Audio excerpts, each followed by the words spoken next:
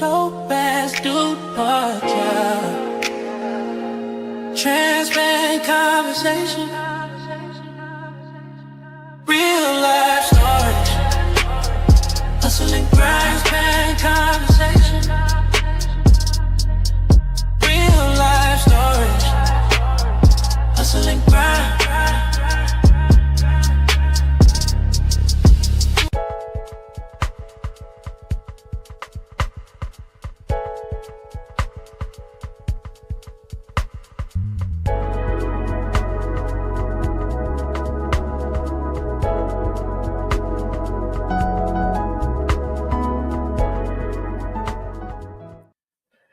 Hey, what's up, everybody? This is your boy, the dope ass dude, and I am so excited to be back with you guys on tonight. Y'all already know how we roll out. If you're not subscribed to the YouTube channel, if you don't mind going ahead and subscribing to the YouTube channel. And while you're there, if you don't mind going ahead and clicking on subscribe and notification so that you can be notified each and every time a new podcast is uploaded to the site.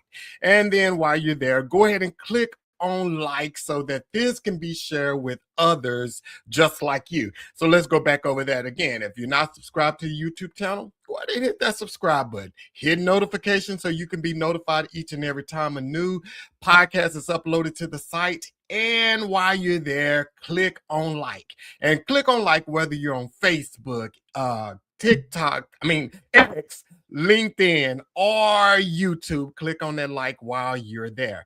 And then if you don't catch the podcast on Mondays, you can always catch us on the go on Apple Podcasts, YouTube Music, Spotify, and iHeartRadio. Again, you can catch us on Apple Podcasts, YouTube Music, Spotify, and iHeartRadio. And then every Monday, you can watch it live on Facebook, LinkedIn, X, and YouTube. Again, Facebook, LinkedIn, X, and YouTube. You can always watch it live there. And then lastly, if you are not following me on Instagram and TikTok, if you don't mind following me on both of those platforms, the Dope Ass Dude podcast on both Instagram and TikTok. So if you don't mind following me on those platforms, that would be amazing. And then let's go ahead and get Coach Tiffany and Sentell's information out of the way. And it's scrolling across the screen there.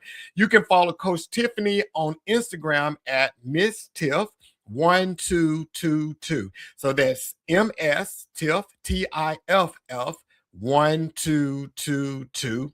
And then lastly, you can follow Sentell on Instagram as well. And you can follow him at sg.truth.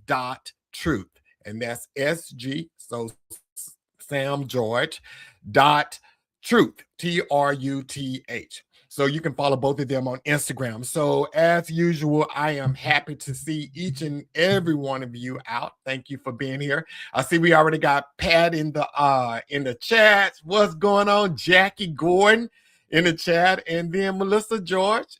Sentell, you and Melissa. Well, George is your middle name, so no, y'all ain't kin.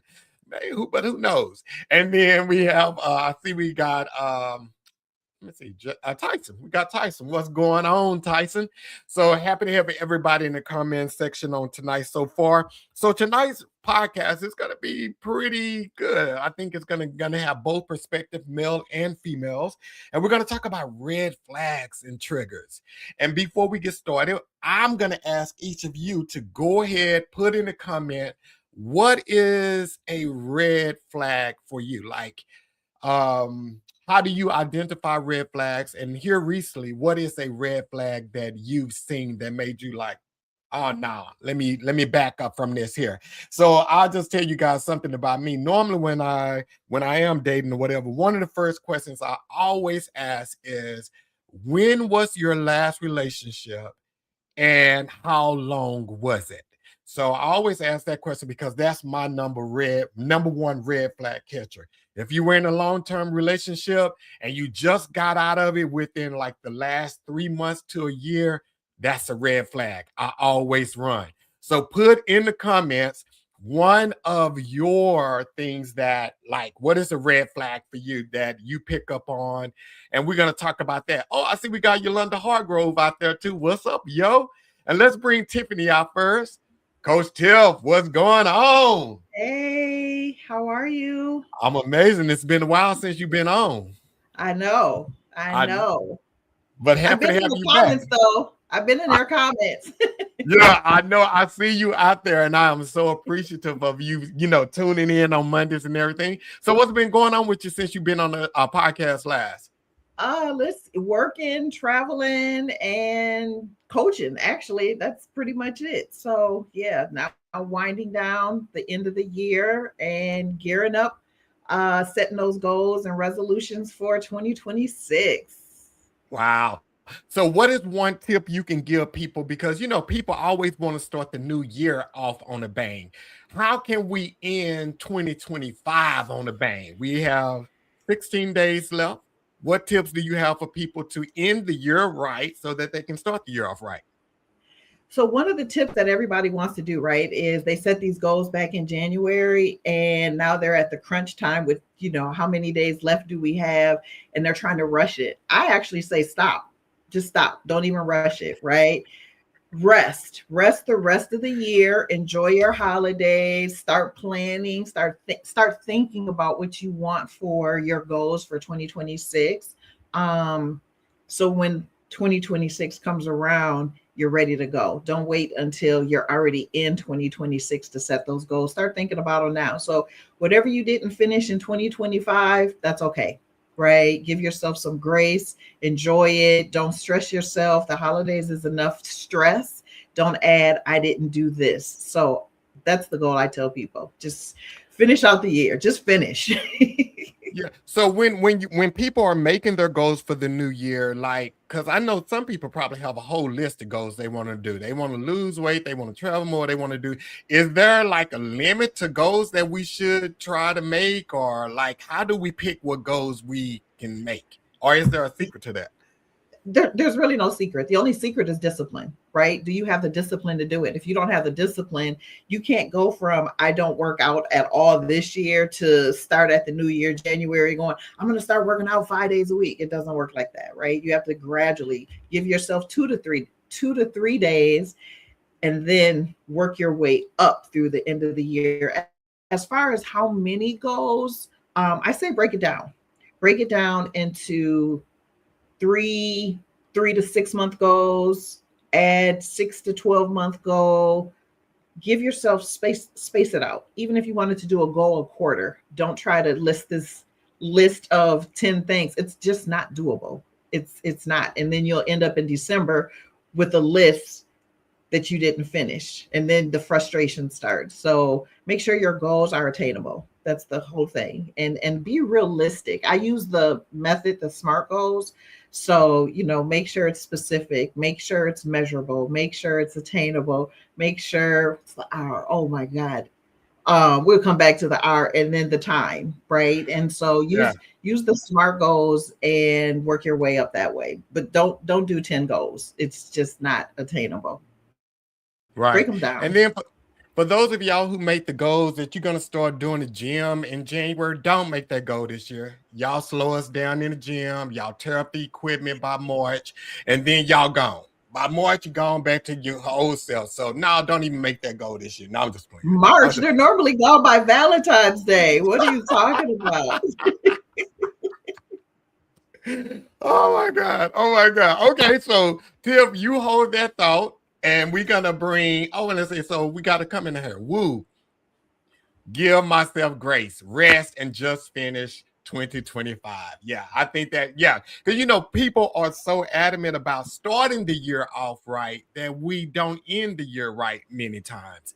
So, I think that's really, really good advice there. Thank you. Okay, so Tiff, what we're going to do is we're going to send you out and we're going to bring Sentell back in, and then we're going to bring you back out. All right? Sentell, what's going on, man? Hey, Mr. JP, how you doing? I'm amazing, dude. I don't know what you're drinking down there in Houston, but dude, you need to send something to Dallas because every time you looking younger and younger, man. Listen, man. It's I'm just doing my thing, just staying peaceful, you know what I'm saying, and staying out the way, man, staying out the streets. That's what you do. So what's been going on with you since you were last on the podcast? Oh, not much, man. Just continue to work and continuing to, do some things to help myself grow, mentally and spiritually and such, and staying in the gym, trying to stay healthy, staying out the way. Got this massive home renovation going where I'm redoing all of my kitchen and my downstairs and such. So that's been kind of stressful trying to get that stuff out of the way before before the holidays, but I kind of got caught in the mix with that. But man, I'm just lining some things up, man, for the next couple of years of my life. Once I decide to sell my house or go move to Mexico or something, man. So I'm just trying to get some things situated right now. You ain't gonna make it down there. No, Mexico is too hot. Y'all crazy up here, man. I don't want to mess with y'all no more, man. I'm up out of here. So with your home improvement project, what did it take you a long time to find that contractor or that designer that you settled in on? Like, what was your process with that? Well, yeah. So, contractors are always a tough thing to deal with. Working a 9 to 5, I've had to let people inside the house while I'm not here. Right. So that's always a tough thing, right? Because, when things, you don't want things to come up missing and stuff. And so it's hard to trust, some people inside the house. I had a little situation with that. Had to let one of my first contractors go, actually. I had a watch that was missing out of my home. So, oh, wow. Yeah, man. So, but, once I got that stuff out of the way, I had some other issues with, design and colors and such, right? Because you have an idea in your mind what you want your home to look like, particularly your kitchen, what I want the kitchen to look like. Picked out some nice items, but man, once you start putting those colors together, sometimes they come together, sometimes they don't, right? And I don't want it to be overly masculine. I don't want it to be overly feminine. So I've been having a tough time a little bit, just trying to make sure everything meshes. But we're well on our way, and it's looking pretty good. And I'm excited about getting the rest of the process done. Yeah, I love that, man. And I'm, of course, I'm happy for you and everything. So I do know, like, when people are working in your house and there's a lot of construction, it's like an inconvenience to some degree. So you have to be patient with the process. So yeah. Wow. So you ready to get this conversation going tonight? Man, let's do it, man. Let's see what we got on the docket today. Let's see how I can stir up some trouble. So I'm gonna send you out, put Tiffany back in so we can put her in the middle. We're gonna double team her tonight, man. Tiff, what's going on? I'm already getting beat up. You are ready. What is going on? So, okay, so I got a question for you guys. Have you guys ever bypassed red flags? Let's just start there. Have y'all ever bypassed the red flag? We'll start with you, Tiffany. Absolutely. Absolutely. You see them, right? And you're like, it's yellow. It's okay. It's not real red. It's pink, right? You just try to make excuses for it. What I have not tried to do, though, is change somebody's red flags. I've tried to be patient through the red flags, but yes, I ran right through that stop sign and that red flag and just kept on going. So yeah, short answer is yes. So in that case, when that happened, what made you bypass it? What made you overlook it? I saw potential, right? Okay. So this was one thing that was a red flag. And then for me, I was like, but I see the other part, right? And so I always try to see the good in people. So I always saw the good, even though I had those red flags still sitting there. And I did. One day they're going to turn around. One day they're going to make a better decision. One day that red flag is going to turn green, and it did not. So, yeah. Okay.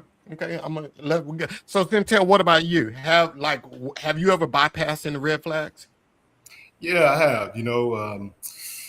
I'm a type of person that, I try to give grace to people, right? Because, everybody's been through things in their life, different changes or different challenges and stuff. So, what's a red flag for me, what's a tiny red flag or a yellow flag for me might be a red flag for somebody else, but what's a yellow flag for me might be a red flag for someone else, right? So a lot of times, we try to, I personally try to give people grace with those red flags. Is when the patterns continue over and over again, that's when I kind of have to, when I've experienced just saying, I have to shut the front door or whatever and say, hey, we gotta, either you gotta cut that out or we gotta, what I'm saying, do something different. But yeah, so to answer the question, absolutely, I've given people grace and passes when it comes to red flags, and it's bit me in the butt sometimes, but it's just the So way it goes.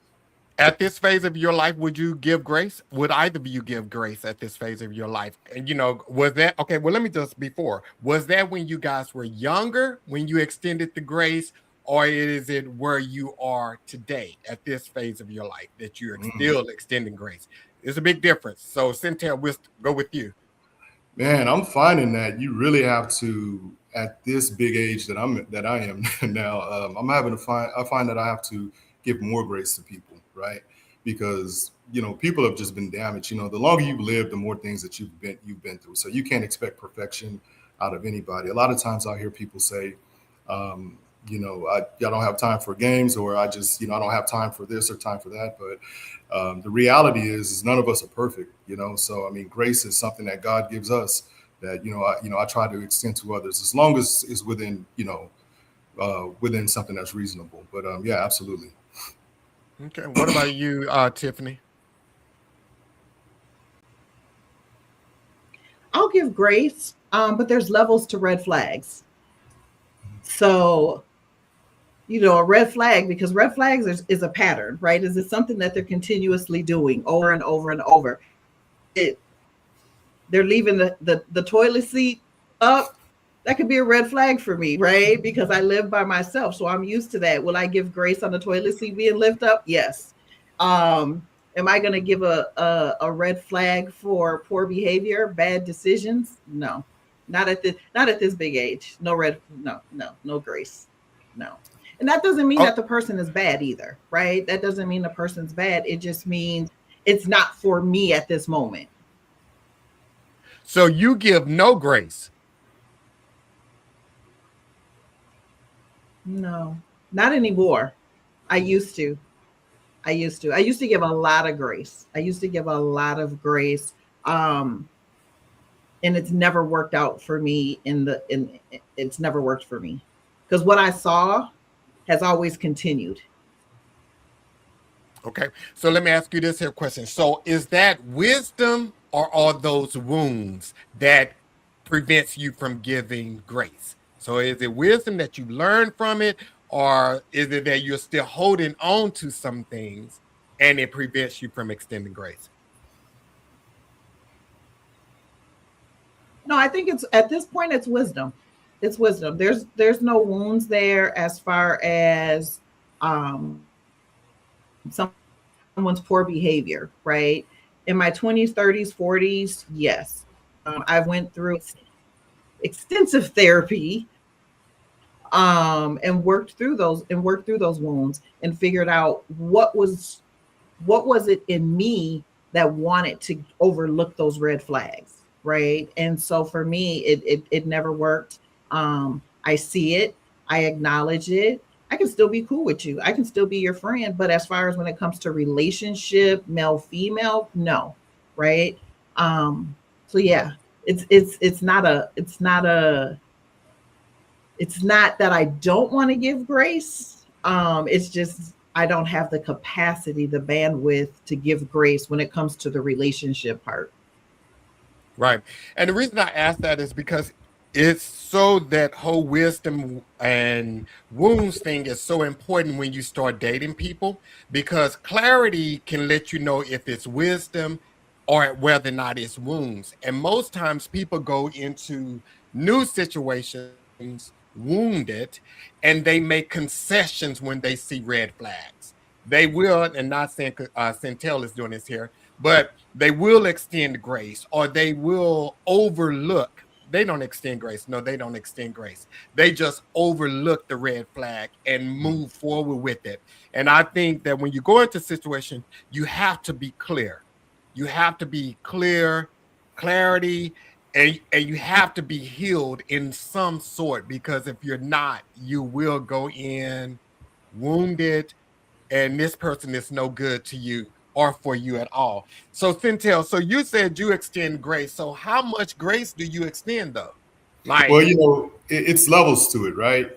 Once some behaviors are persistent, or they're repeat offenders, and it depends on what type of issues that we're dealing with, or what type of personality that I'm dealing with, right? But the deal is none of us are perfect, and we hear the term healing nowadays, and healing is something that all of us are forever going to be doing, right? There's no such thing as being totally healed, right? So for me, when I say that I extend the grace, the reason I say that is because at 20 I was a different man than I am now. At 30 I was a different man than I am now. 40s I'm a different man than I was moving forward, right? So every decade I'm learning that I'm changing, people around me are changing. The only thing that I really can do that helps me move forward is to give people grace. Now that doesn't mean that if I allow you to borrow my credit card to pay for something, and you go run up a tab, that next time I'm gonna do the same thing over and over again, allow you to do that again, right? But what it does mean is, like, I can love you from afar, and I can give you grace, I can extend grace to you. If I'm dating someone, I can extend that grace, because I can be a tool to help that person heal as well. Again, it will never be perfect, but if we give each other grace, then we have something that we could work with. okay, so let me ask you this here, because Sentell, has it ever been a time where your grace has been received as you being an easy target? Absolutely. Okay. Absolutely. And what do you do in those moments? Well, so that's when you really have to start to kind of identify for yourself, like, hey, you don't want to be a rug and just, let somebody just walk all over you and stuff like that. And that's where I talk about the habits, the patterns and such, from that standpoint. So, extending grace doesn't mean that you have to do it over and over and over and over again. Now you're just being a fool, right? That old saying, fool me once, shame on you, fool me twice, shame on me type of situation, right? So for me, I'll extend grace, and because again, I can identify habits with people, and some things it's just something that's built into someone just from years of learned, just years of, that's who they are, right? Self-reflection is a big thing.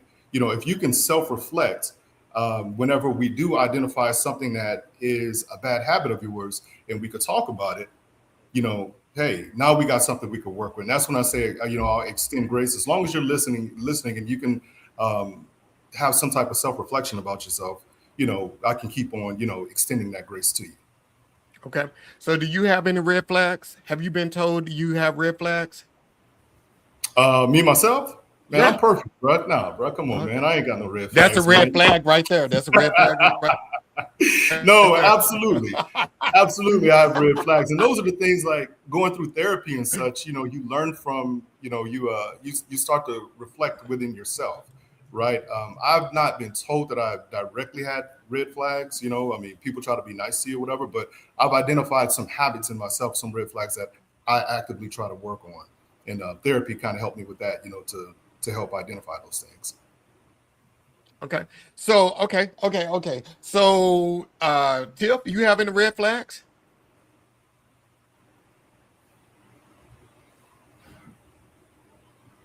Tiffany, you have any red flags? I think it's a delay. Oh, absolutely. Absolutely. So Sentell was talking about the self-reflection, right? And after relationships, I always ask the person that I was with, what can I do to better myself, right? What did you see? Because they're looking at it from a different lens than what I see. And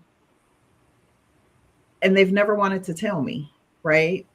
So how can you work on that piece when they don't want to be forthright and tell you what some of your issues are, right? So I could go around talking about, yes, I'm great, right? I could say that because no one wanted to tell me, what are some of the things that I can improve and work on.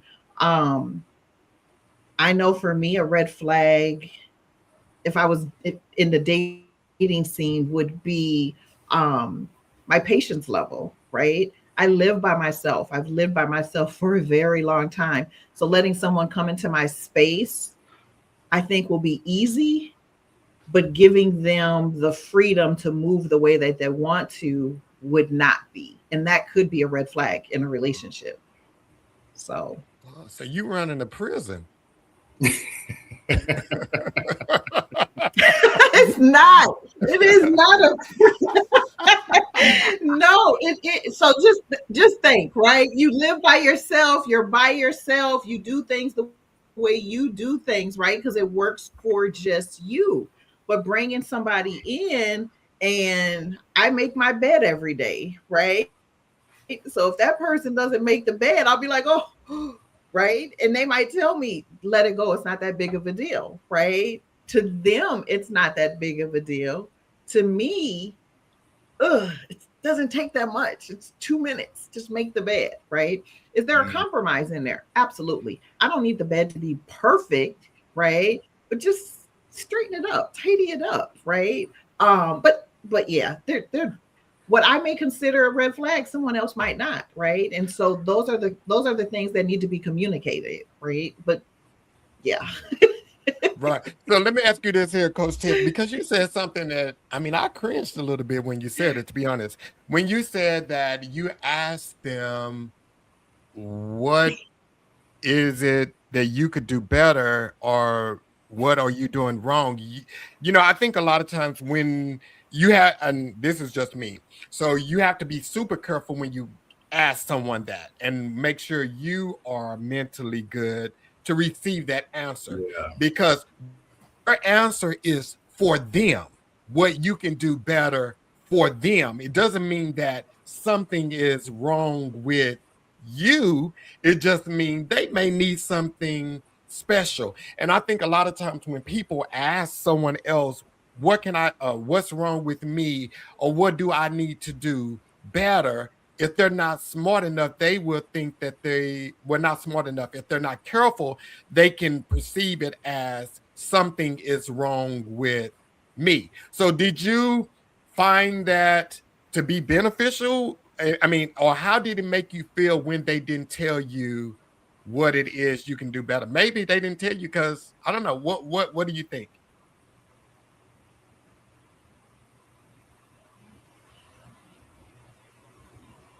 Wait, you cut out.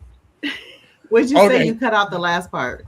Okay, so like you, when they didn't respond to you, how did that make you feel? When they didn't answer you, did you like started diving deeper into yourself, trying to find out what you could do to be better? Like, what did you do when they wouldn't answer you? You know, if someone doesn't want to tell you, they don't want to tell you, right? Or maybe there wasn't anything, right? Younger Tiff, I would have internalized that, right? But the mature Tiff, the Tiff that has went through the healing process, that still continues to heal and work through it, I'm okay, right? Because we go to our job, we get evaluations. Why can't we get an evaluation in our relationships, right? So if I go to work every single day, I have to do a one-on-one with my manager every single week. Why can't I put that same type of energy into a relationship, right? So we're asking, what can I do to be a better person? What can I do to improve? What can I do? However it comes across, right? Have those open conversations. So if I'm trying to work through something, or I might even say, here's something that I noticed about me. What do you think? Right? Let them give you feedback. You're absolutely right. That's how that person is perceiving it. But there's always some truth in what that person is saying, right? So take it with a grain of salt, right? If you're hearing it consistently from several different people, there has to be some truth in it, right? So, but you're absolutely right. If you are not emotionally intelligent to receive that information, don't go out there asking folks to give you what you could do, right? Better don't do that. Don't do that. Go sit in go sit in therapy for that, right? So yeah, exactly. And I always remember when you're asking them that question, what can I do better? That's for them. Don't make it for everybody else, because that could be dangerous. So Sentell, have you ever asked a woman, like, what can you do better? You probably Absolutely. Well, you know, given my circumstances, you know, I've only had really one woman that I really had to ask that, you know, being married for some time. But my ex and I, we probably have spoken about it a couple of times, right? And yeah. I mean, and I think that that's a part of growth, right?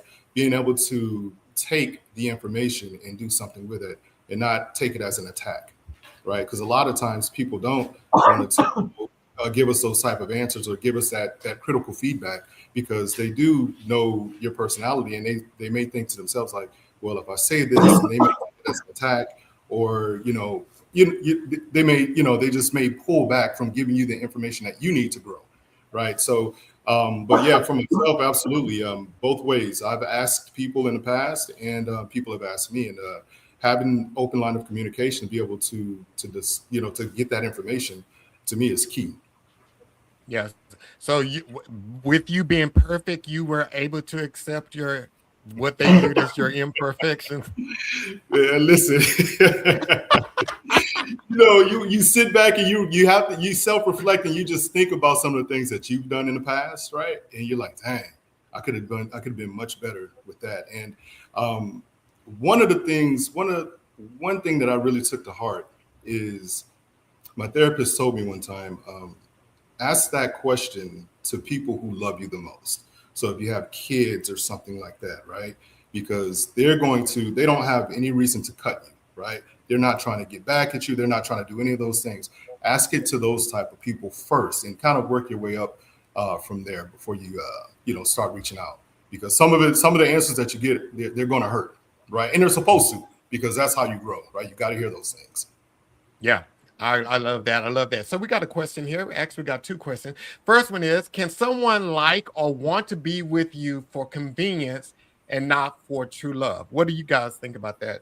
Tiff, we'll start with you.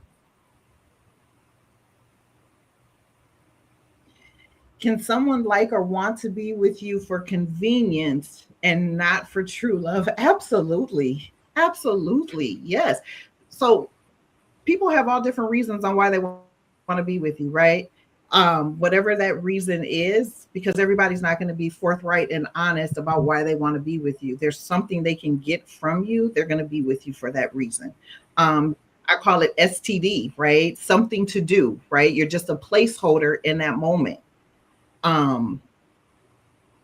We talk about it all the time, cuffing season. We're in cuffing season right now, right? Someone just to go through the holidays with, someone just to make it through these winter nights. Come springtime, they're out, right? Hot boy, hot girl season is right around the corner. So yeah, absolutely. Absolutely. What do you think, Sentell? Yeah. To Coach Tiff's point, yeah, absolutely. It depends on what other people need in that moment, right? And it's not necessarily always a bad thing, too, right? Because I mean, everybody wants to be with someone that is providing some type of value to them, right?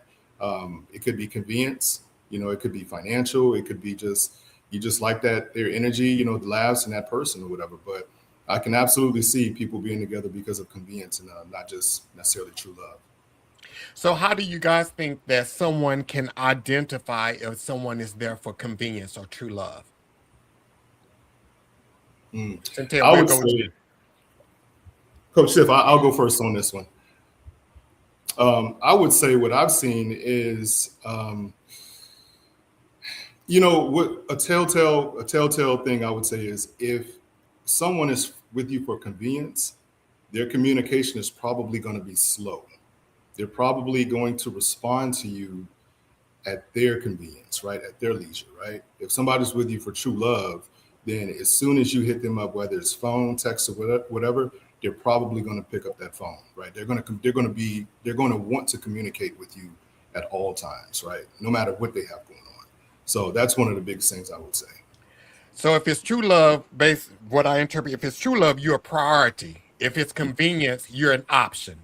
Yes. Okay, cool. Absolutely. Okay. Coach Tiff, how can someone differ if it's convenience? Time will tell, right? Okay. Mm-hmm. Yeah, it's going to be time, right? You want time. You want to be able to see how are they maneuvering in all seasons, or if are they there long enough for seasons, right? But what Sentell was talking about, there are some people who are good, right? There's some people who can talk, they can do those things in those moments, and then they can leave, right? So this is where discernment comes in. You have discernment. Discernment is key in knowing words and actions have to align when there's not clarity.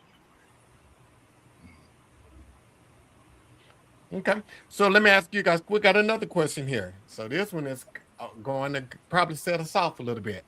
So when a woman asks, do I look fat in this dress? Ladies, be prepared for the answer and don't get mad if they say exactly what they see. Okay, so I have some feedback on that, but I'm gonna let y'all. So Sentell, what do you think about that? Man, that's my boy Eric. I already know. You know what I'm saying? I'm rocking with Eric. Oh man, no. Listen, yeah, straight up, right? But that's a part of what the question was earlier, right? Like, yeah, you know, do you want feedback? Do you really want true feedback, or do you want to hear what it is that you want to hear, right? So, like Eric said, you know, when somebody says, when you ask how I look in that dress, how you look in that dress, and someone says, hey, you're fat, you look fat in that dress or whatever, you got to be able to take that, right? You got to be able to receive that. So, hey, I mean, I'm rocking with Eric on that one. Okay. Tiffany, what you say?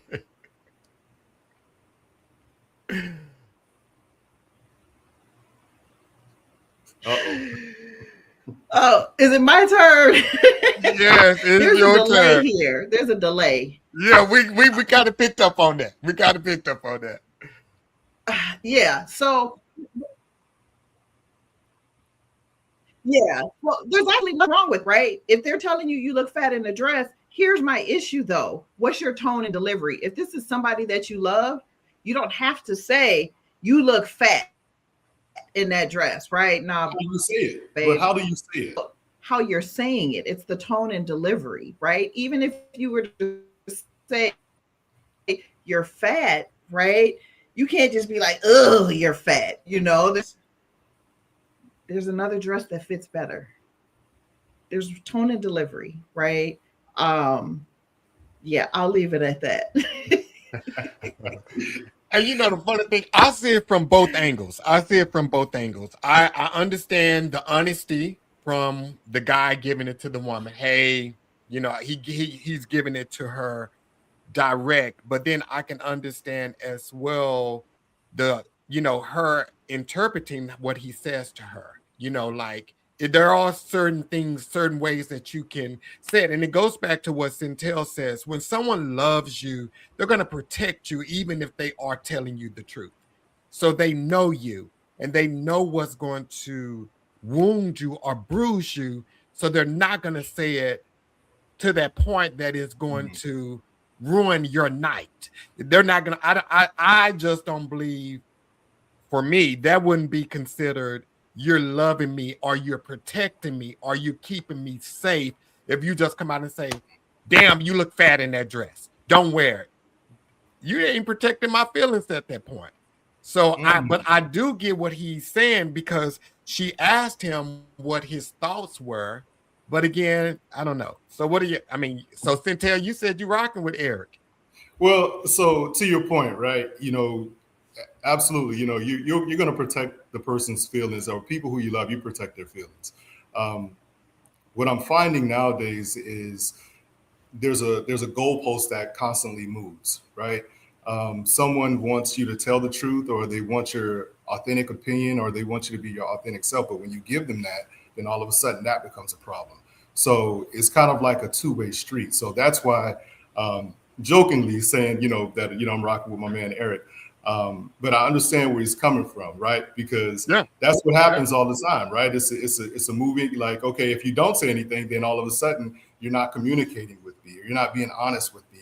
And I'm never going, anybody I love, I'm not going to let them hit that door looking crazy. So if you're looking a little odd in what you're wearing, I'm going to let you know, right? And if your feelings get hurt, then that's cool. But what we're not going to do is we're not going to get out in these streets and then somebody out in the streets tell you that you look a certain type of way, and now we got a big old problem. If I can fix it before we hit the door, then that's exactly what I'm going to do, right? So, yeah. Yeah, but if she told him, well, my last boyfriend hit it better than you did. Hey, whoa, pump the brakes. Hey, Whoa. Yeah, my last boyfriend. Now.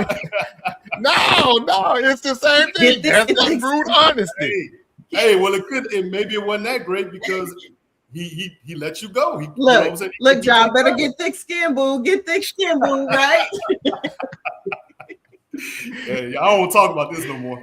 That's what they said. Better have tough skin, boo. Yeah, but I think again, delivery is so important with those type of things. But again, you have to know your partner too. So it's on both sides. If you know your partner is going to give it to you like that, don't ask him. If you know y'all are having a bad moment in your relationship, don't ask him because he's upset. So he's going to respond more than likely in anger, and he's going to give it to you. And this is just sad, but this is just human nature.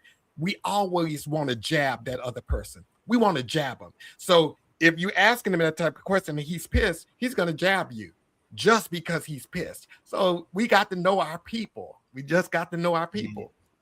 So, okay. So Sentell, you said something else earlier that I thought was so true. You said no one is completely healed. Why do you say that? Because, we have to be careful with some of the terminology that we continue to use out in the social media spaces and stuff like that, right? To me, when we talk about healing and like even me going through my journey, it's a constant thing. This thing never stops, right? We're all healing from stuff that maybe happened when we were in our early years, right? 10 years old, 15 years old. That never stops because a trigger can always pull you back. You may have taken 5 steps, but a trigger can set you back 7 steps, right? You thought you were over something. You thought you were good, but there's remnants that's still there. I like to say that some of the things that I've been through in my life, the best way I can explain it is like playing a scratched record, right? Life is going good. Life is going good. And when that record spins and hits that scratch, and all of a sudden, you get that bump in the road again, right? So, the healing thing never stops. It never stops. And so to me, what I look for in people nowadays is, can you help me with my healing? Are you, you help me with my healing, I help you with your healing. It's a reciprocity type thing because we're not going to be perfect. It's just too much damage that's been done to all of us just living life, particularly as Black people too. We could talk about relationships and all this other stuff, but we deal with all kind of stuff in the world every day, right? So yeah, man, it's a journey, man. That never stops. Yeah, I agree with you. And I share that with a friend is because I tell people all the time, we're all healing in real time.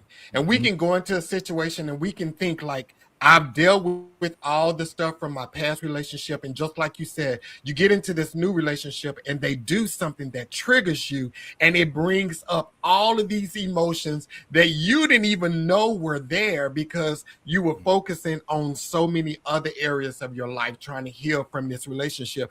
But this one thing set it off. So when that happens, Sentell, and let's say, for instance, you have a girlfriend and it happens, you trigger her. And she tells you, hey, Sentell, what you did, that kind of bothered me, reminded me a little bit of what has happened to me in the past. How do you respond to that?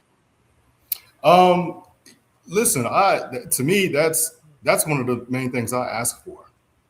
If you have triggers, I need to know. I need you to communicate that to me, right? A lot of arguments or disagreements, they start because, you don't know that this person gets triggered because of X, Y, Z, right? And if I know this on the front end, then I'm gonna do my best to not perpetuate whatever is a challenge for you, something that you're still quote unquote healing from, right? So yeah, absolutely. Like that's the biggest thing. Like you have to be, the expectation is with your partner to communicate those things. And to Coach Tiff's point earlier, reaching out, you have to understand what those things are, right? And sometimes you don't know what they are, but you have to reach out to your partner and let them tell you what may be some of the things that trigger them, right? Or no, some of the things that they see that triggers you as an individual, right?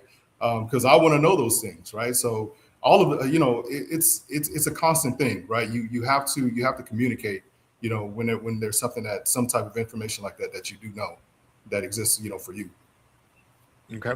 So Coach Tiff, when you were dating, did you ever, and she'll get this about 5 minutes later down the line, Coach Tiff. So when you were dating, did you okay, when you were dating, did you, and when we finish this here, so when you were dating, well, actually go ahead and do it, and then we'll see you in a second. Y'all probably wonder, like, what am I talking about? We'll see you in a second, Coach Tiff. Okay, so Sentell, so you are somewhat empathetic when they tell you that, hey, that triggered me. You just don't brush it off? No. If it's someone that, is someone that I care for, I need to hear that. Brushing it off, I don't think that's not going to benefit anyone, right? Now, if it's a pattern, right, or if someone is using a trigger as an excuse to continue something that's just that's a totally unhealthy pattern, then we get to that point. We can get to that point. Then yeah, I can start brushing off everything that you say, or what you think, or what you're communicating to me. But on the front end, yeah, if I care for you, yeah, like, let me know that. I really need to know that, because I want to be a better person for you, because I want you to be a better person for me. And the only way we can do that is if you do communicate that to me. And I have to be able to receive it from you, right? So yeah, absolutely. Okay, so when that happens, though, when it is communicated that they have triggers, because like some stuff, how do you know what to work through? Like, how do you know what to work? Like, so say for instance, you put in the work, you're in a good space, and everything that you do triggers something in them.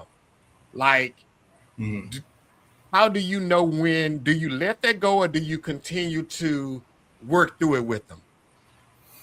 If it's like just a perpetual everything, like no matter if I'm just walking through the house and I'm breathing, right, and that triggers you, then I'm not the right person for you. Or that person is not the right person for you, right? So yeah, it's not everything or all the things. It's being an adult. If I see someone, if a trigger is something, if when I trigger you become violent, right? That's a huge red flag. I'm not playing that game, right? But if I trigger you and it's something where I can see you emotionally break down or something, then yeah, listen, I'm gonna listen to you. We're gonna work through that thing, right? So there's levels to it. You can't just use, hey, that was my trigger as an excuse. And I think a lot of people do that nowadays. Like, oh, you triggered me, and to try to excuse some type of bad behavior or whatever, or some type of situation. But yeah, if it's all the things, if everything's a trigger, you're probably not with the right person. That's what I would say. Mm-hmm. So, Coach Tiff, what's up, Coach Tiff? Can you hear us now? I can. In real time. In real time. Yes. There we go. Yes. Okay, so Coach Tiff, so let me ask you this here. How do you communicate if something triggers you? It's a process, right? So depending, again, like Sentell was talking about, there's levels to it, right? Is it something that's straight to my core and it just, right? Mm-hmm. I might need a time, right? Give me a minute. I'm going to tell you, but let me process what I need to be able to tell you, because I need to be able to tell you in a loving way, right? So yeah, I'm going to tell you, but I'm going to take some time, because I need to process it first. Once I process it, then I can effectively communicate it to the other person.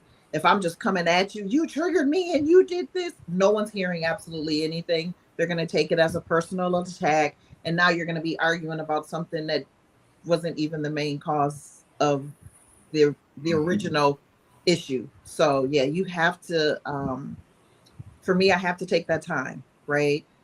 But I will communicate. I need the time. You can't just go silent, right? Because now again, it's another issue. So yeah, you have to take the time. So let me ask you this here. So, okay, Coach Tiff, I think we may be getting feedback from you now. Can you hear us? I can hear you. Okay, good. So, okay, so let me ask you guys this here. So, with triggers, though, they can be kind of tricky. Triggers can be kind of tricky. So, like, I always think if something triggers you, okay, well, let me ask you this: should every trigger be announced? Yeah, should every trigger be announced? Should it be made a conversation? And Tiff, we'll start with you. I don't know. I don't know. I don't think so. Right. If I'm triggered because you left the toilet seat up, do I need to complain about it or say something about it all the time? Probably not. Right. But if it's something where I asked you, do I look fat in this dress, and you came at me, and now I'm triggered because I've been dealing with weight issues. Yes. Right. So levels, yes. But again, it's not every trigger is that person's responsibility to help you heal through that.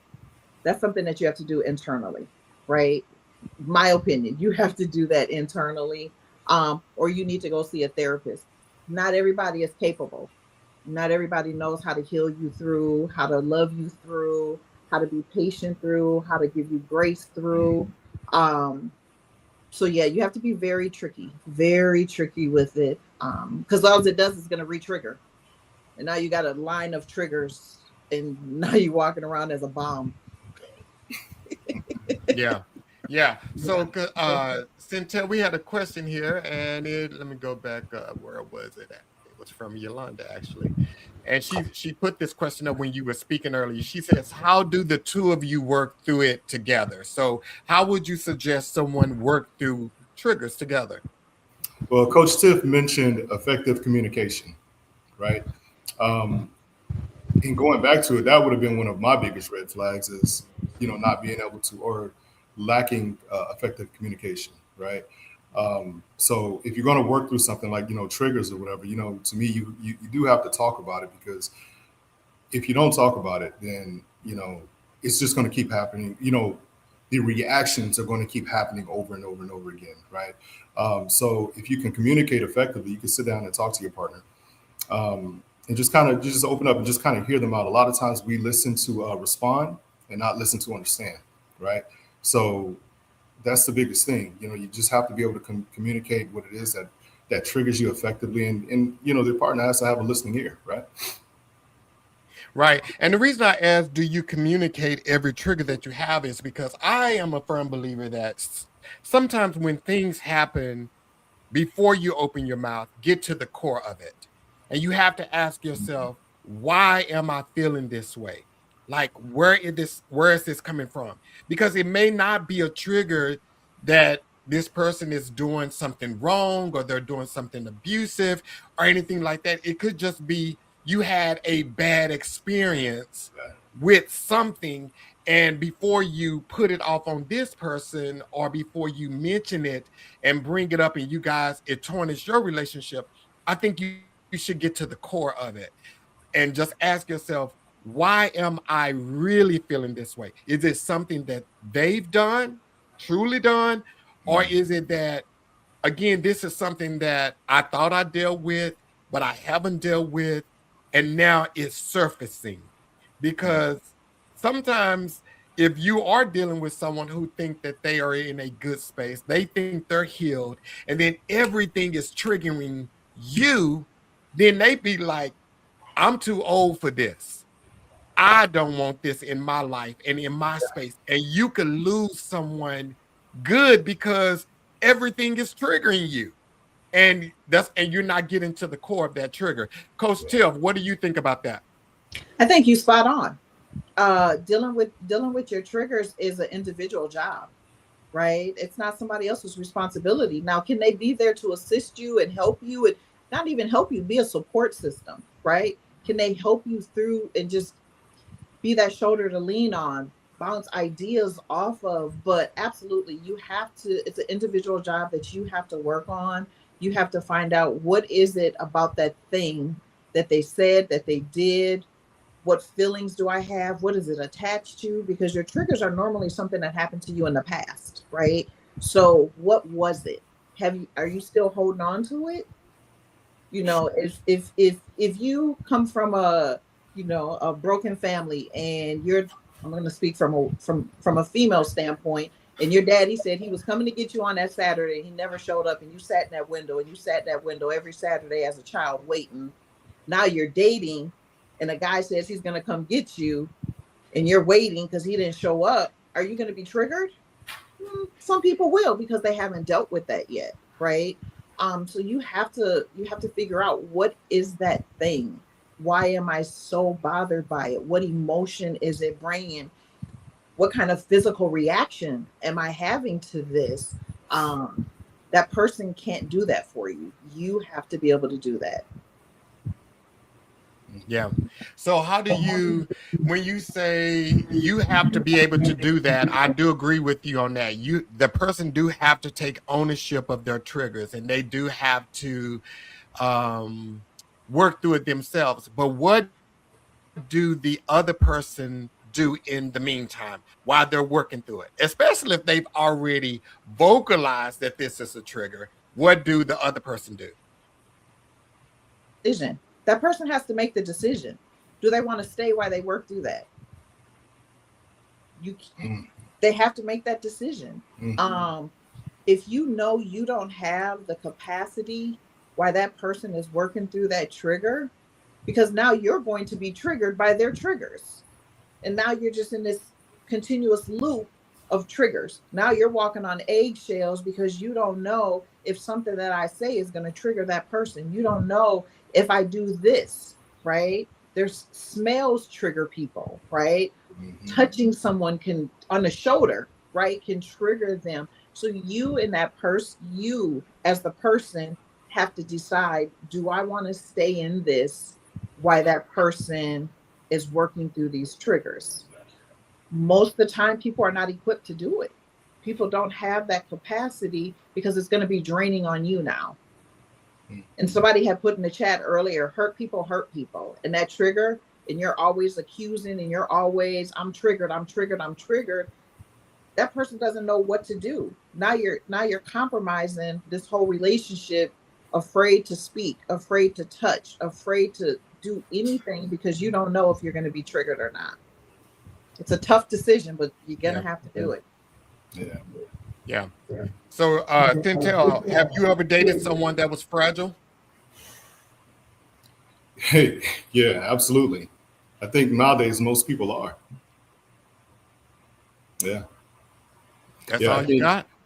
Well, I'm going to I'll circle back to what Coach Tiff was saying. It's starting to seem like you have to treat most people with kid gloves nowadays, because there is so much trauma, people go through. They have triggers, what we're talking about now. They have so much healing that they have to do. Some people don't communicate, or aren't comfortable with communicating their triggers, because they don't want the person that they're seeing to bail on them, right? Because, as you guys mentioned, it's one of those things where it's like, okay, it is the other person's choice to see if they want to deal with that or not. But some people know that, some people have went through experiences where they're like, hey, when I have opened up, or when I have been vulnerable to my partner, or the person I've been dating, it backfired on them, right? So that ties into why earlier what I was saying, giving people grace in this space. When you identify, you have your discernment, and you identify that you want to spend some time with someone, or share your time with someone, that's one of the things, hey, are you in it to truly grow with this person? And a part of that growth is helping someone. But yeah, absolutely, fragile people all over, and you tie all of those things into it, and healing, trauma, traumatic experiences, triggers. And again, the older we get, the more of that stuff that accumulates, over time. So yeah, absolutely. I'm seeing it all over. So what would be a deal breaker for you? How Oh, soon is you gotta let Miss Tiff go. You gotta let Oh, I can see you, Miss Tiff. I What have you a got, question. Tiff? I have a question.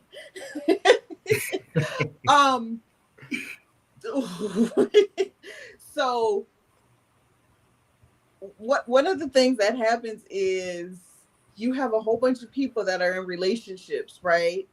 That they're trying to be supportive by staying, but they're doing more hurt than leaving, right? Because now they're pacifying this relationship for that person. So where's that line? Where do you draw that line of the support and the help? Because people aren't equipped, like you said. There's a lot of fragile people walking around. So if that person is fragile, how are they going to help the other person in their triggers? Hey, so for me, to answer that question, I think about that question a lot, right? One of my biggest things right now is I don't want to spend my time with somebody who's going to bail on me whenever I'm having a challenge in life, right? And relationships are never going to be perfect. It's never going to be something that's, you know, rainbows and unicorns every day, right?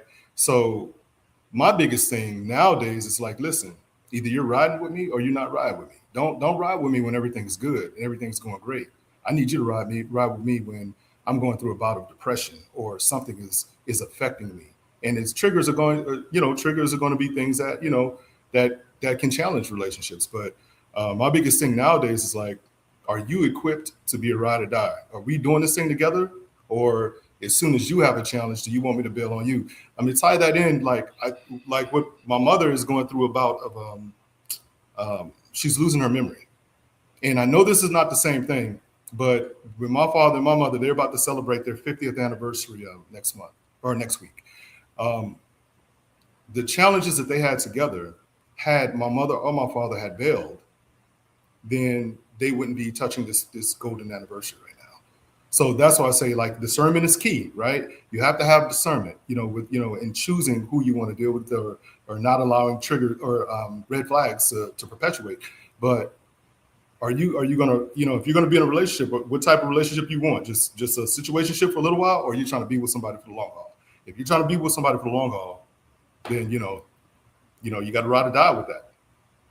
But discernment works in multiple ways when you're in a relationship. Both people have to have discernment, and you have to have enough discernment, which I would appreciate if someone go ahead and reveal all of this stuff in the beginning, so I already know that I don't want to deal with you.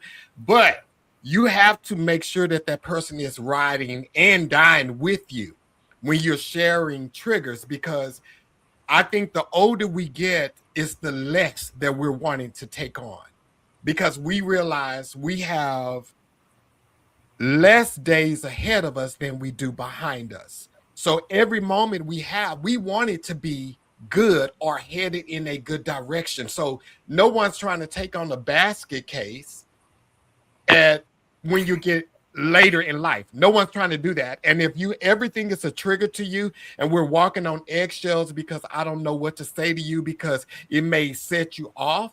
So when I just believe, and I was going to ask you this question earlier, like how soon should someone, or how long should someone wait before they start talking about triggers? Because in the first 3 months you start talking about triggers, you're getting X by most people. You're getting X.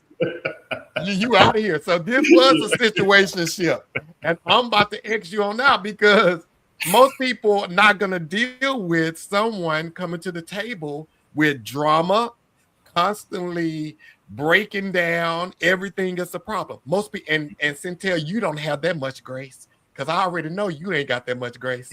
You can sit on this pocket, like I give him grace. No, you ain't got that much grace now. You ain't. I know you, brother. So, what would be too early for you to expose triggers? You asking me or Coach Tiff? I'm asking you, brother. You with the Oh, grace? okay. Tiff said, "No, you out." Calling me out now. Yeah, no, man, I don't think it's ever too early, man. I like to your point. I would want to know all the information on the front end because again, we're not getting no younger, right? So if the more information I know on the front end, you know, I can prevent me wasting your time or you wasting my time, right? And then we can go from there. So y'all just heard Sentell said he pretty much ain't got no grace. He wants you to let it all out up front so he can let you go week 2. Now, I'm saying, Coach Tiff, we got you. Here it goes. Go for it. So I had went out, this is years ago. I go out on a date and I jokingly say to the guy, I didn't Google you before we met. And when I tell you he went ghost, and he was darker than Sentell, he went ghost. We sit down at the table. wait, I'm catching strays over here, coach. What are we doing? Dang. But what happened was, so when we sit down, he says, there's something I need to tell you. We ain't ordered water. We ain't got nothing, a menu, nothing, right? So he goes on to tell me his story, right? I'm ready to go. Okay. He revealed his trigger or a red flag that triggered me, and I was ready to go. I was glad that he told me because we're not wasting any time, right? But then the compassion of me was, how many times does he have to tell this story? And how many times is he being rejected because of his story? I still wasn't going to go out with him, but it just made me feel like I couldn't imagine you have to tell this story over and over and over, shooting dice, right? I'm not a gambler, right? But whatever we're doing, right? So we have to be careful, right? We want to be able to tell what our red flags and what our triggers are, but we have to use that discernment on who we're telling it to and when we're telling it. Sitting down while we're walking to the table, you know, I didn't even order food. I was like, I'm out.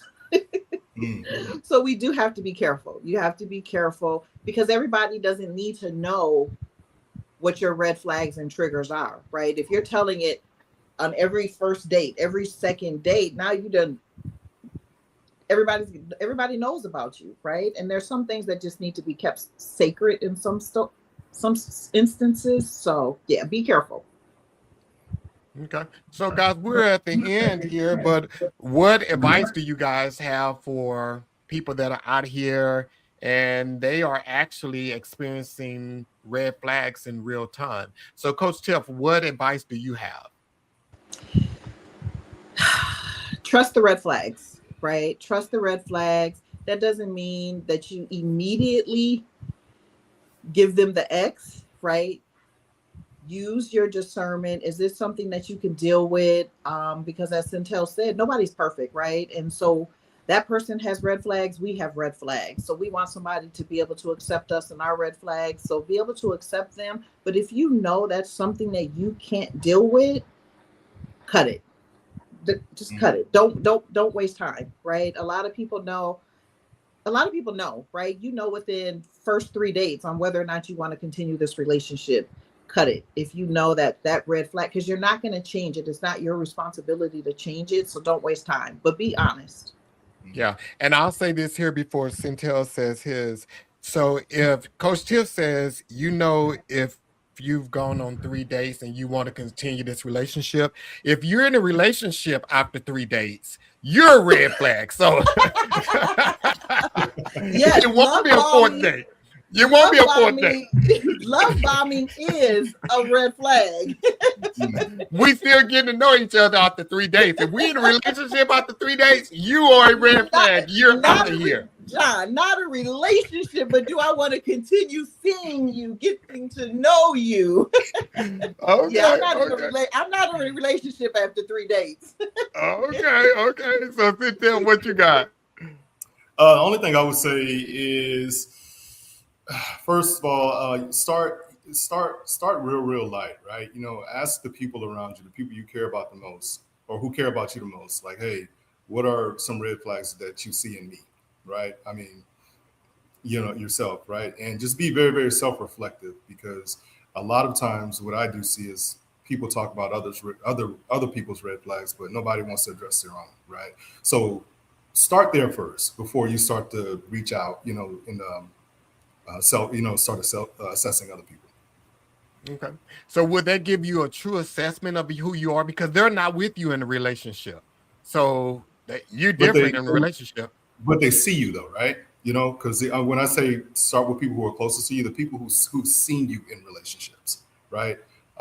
Talk to them first. That could be a brother, a sister, a parent, children, something like that. So I would definitely say start there. Okay, so we have one final question too, and that question was: will triggers cause a relationship to end without therapy? If you're by Coach Tiff's definition of a relationship, three dates, hell yes, we ain't even thought about therapy. It's over. So Sentell, before we give it to three date relationship, Coach Tiff, what do you have to say on this question? I would say absolutely. I experienced that myself, right? I didn't even know what a trigger was until I had to start digging in and doing the work. So yeah, they can absolutely end relationships, absolutely can. And sometimes people just have to learn, the terminology. Sometimes people weren't giving the teaching and the structure of what relationships, triggers, all of these different terms, what they are. You can't expect somebody to address something that they don't even understand what it is, a lot of times. But if you don't do the work to understand what a trigger is, then it can absolutely affect and destroy a relationship. Okay.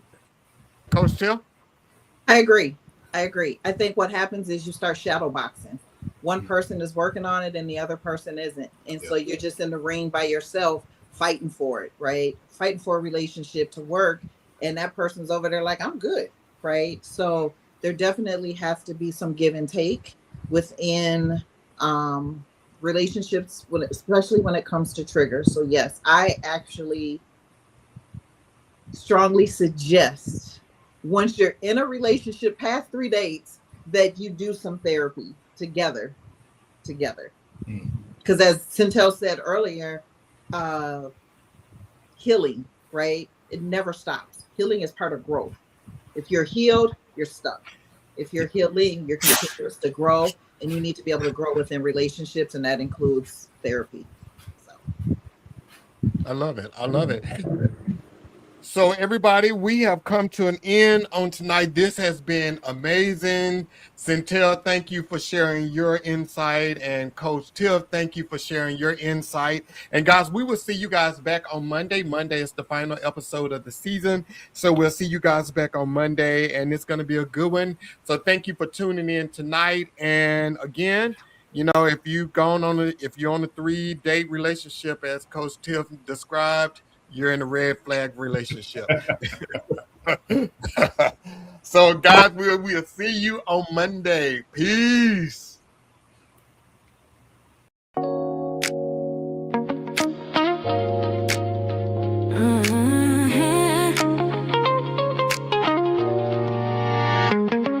Yeah. Real life stories and transparent conversations, hustle and grind, love and relationships, with all the tools for living your best life. It's the Dope As Do Podcast. The Dope As Do Podcast.